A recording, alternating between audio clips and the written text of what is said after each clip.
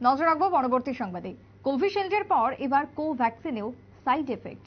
যদিও কোভিশিল্ডকে কেন্দ্র করে অ্যাস্ট্রাজেনেকা ইতিমধ্যেই তারা নিষিদ্ধ করেছে, অন্যদিকে কোভ্যাক্সিনেরও সাইড এফেক্ট নিয়ে আবারও শোরগোল।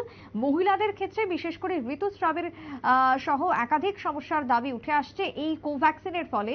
সমীক্ষা চালিয়েছে বেনারস হিন্দু বিশ্ববিদ্যালয়ের একদল গবেষক, এবং গবেষকরা সমীক্ষা চালানোর পর কি তথ্য উঠে আসছে তাদের হাতে জানবো বিস্তারিত। টেলিফোন লাইনে রয়েছে প্রতিনিধি অঙ্কিতা বর্ধন। অঙ্কিতা, কোভিশিল্ডের পর এবার কোভ্যাক্সিন নিয়েও একইভাবে আলোড়ন শুরু হয়ে গেছে, চলছে জল্পনা সাইড এফেক্ট নিয়ে। বিশেষ করে মহিলাদের ক্ষেত্রে নাকি দেখা যাচ্ছে এই সাইড এফেক্ট। এখনো পর্যন্ত গবেষকরা কি জানাচ্ছেন, কিসের সেই জায়গাতে মিলেছে অভিযোগ? একদমই, দেখো, দিন কয়েক আগেই করোনা ভ্যাকসিন অর্থাৎ কোভিশিল্ডের পার্শ্ব প্রতিক্রিয়ার খবর প্রকাশ্যে আসার পর কিন্তু দেখা গেছে এক প্রকার হইচই পড়ে যায় দেশ জুড়ে।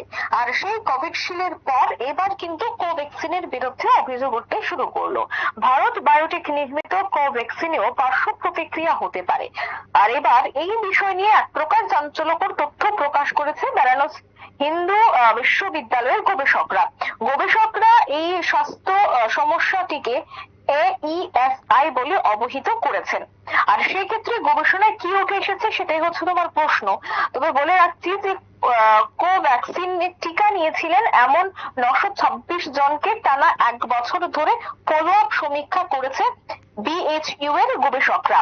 আর সম্প্রতি সামনে এসেছে যে সেই রিপোর্ট, যেখানে BHU এর গবেষকদের দাবি যে কোভ্যাক্সিনের টিকা গ্রহণকারীদের প্রতি 3 জনের মধ্যে একজনের শরীরে কোনো না কোনো পার্শ্ব প্রতিক্রিয়া দেখা দিয়েছে। গবেষকরা 635 জন কিশোর এবং 291 জন প্রাপ্তবয়স্কদের উপর টানা 1 বছর ধরে নজরদারি চালিয়েছিলেন।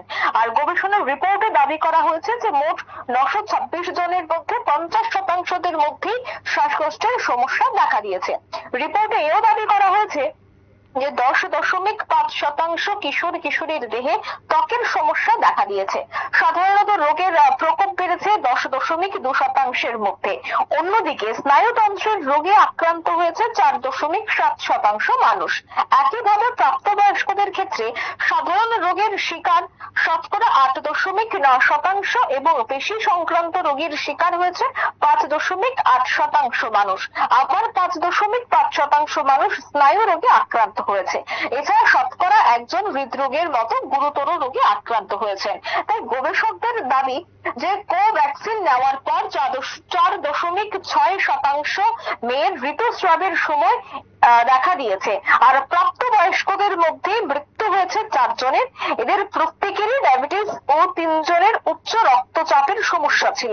সেক্ষেত্রে 2.7% অংশগ্রহণকারীদের চোখ সংক্রান্ত সমস্যা দেখা দিয়েছে এবং 0.6% এর মধ্যে থাইরয়েডের ঘাটতি পাওয়া গেছে। বিশেষ করে দেখো, সপ্তাহখানেক আগে আমরা দেখেছিলাম যে বিশ্বব্যাপী তাদের করোনা ভাইরাস টিকা প্রত্যাহার করেছে অ্যাস্ট্রাজেনেকা। আর তাদের দাবি হচ্ছে যে এখন আর সেই টিকা বিশেষ বিক্রি হচ্ছে না। আবার বাজারে এখন পর্যাপ্ত পরিমাণে বিকল্প হয়ে পড়েছে সেই টিকা। তবে তার আগেই তারা স্বীকার করেছিল যে তাদের এই টিকার কারণে কিছু কিছু ক্ষেত্রে বিভিন্ন সিনড্রোম বা TTS নামে এক বিরল পার্শ্ব প্রতিক্রিয়া দেখা গিয়েছে। আর এই রোগে রক্ত জমাট বেঁধে যেতে পারে, যা কোভিশিল্ড ব্র্যান্ডস নামে ওই টিকা ভারত সহ গোটা বিশ্বে কোটি কোটি মানুষ গ্রহণ করেছে।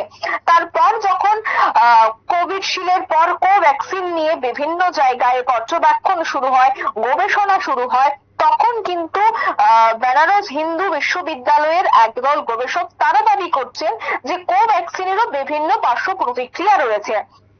দেখা যাচ্ছে যে ঋতুস্রাবের সময় ঋতুস্রাবের বিভিন্ন সমস্যা দেখা দিয়েছে এই ভ্যাকসিনকে কেন্দ্র করে। এছাড়া আরো পরীক্ষা নিরীক্ষা রয়েছে, বিশেষ করে শিশু থেকে শুরু করে প্রাপ্তবয়স্ক মাঝবয়সী প্রত্যেকের মধ্যেই রোগের সংক্রমণটা ধীরে ধীরে বাড়তে শুরু করেছে। কোথাও শ্বাসকষ্ট, তো আবার কোথাও দেখা যাচ্ছে যে অতি রক্তচাপের মতো ঘটনা কিন্তু এবার একে একে সামনে এসেছে। যদিও এই পুরো ঘটনায় কিন্তু WHO এখনো পর্যন্ত কিছু জানায়নি, বা জাতীয় স্বাস্থ্য মন্ত্রক কিন্তু এখনো পর্যন্ত সেই বিষয় নিয়ে কোনো ধরনের অফিসিয়ালি আপডেট দেয়নি।